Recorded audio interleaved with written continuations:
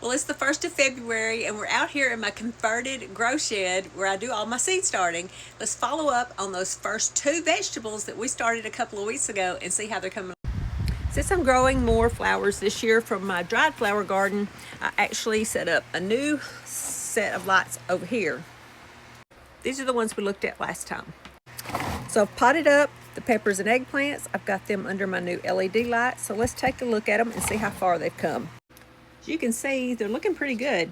Have a couple of eggplants that are putting on some true leaves. These are some of the peppers that come up first. Here's a poblano. I think this might be an ajvarsky. And then this is my buena mulata that is purple. And I'll show you the new jalapeno that just came up. I did order some new seed and started these a little bit later. Well, that one's an ajvarsky. I think this one is the new pepper.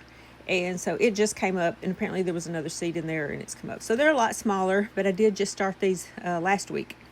When you are growing your starts out under lights, you need to be sure and keep your light really close to them. If you do not, then you're going to end up with real tall, leggy plants. And what you want is a nice, fixed stalk, healthy plant.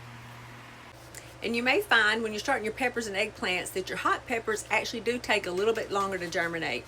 This one is a poblano, and it actually is one of mine that came up the fastest. I do start my peppers and eggplants first because they are the ones that take the longest to go from seed to plant to fruit. So get those started if you haven't already. I'm currently gardening in Zone 8B in Northeast Texas, and my last frost date is March 27th.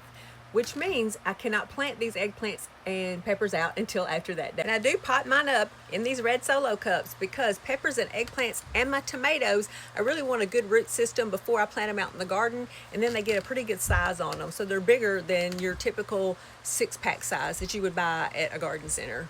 And I reuse them year after year. Well, I hope you enjoyed that little update on the peppers and eggplants we started in January. I'm off to get some onions in the ground. Oh, and if this is a platform where I can link the previous video when we first started these, I'll get it linked. If not, there'll be something in the comments.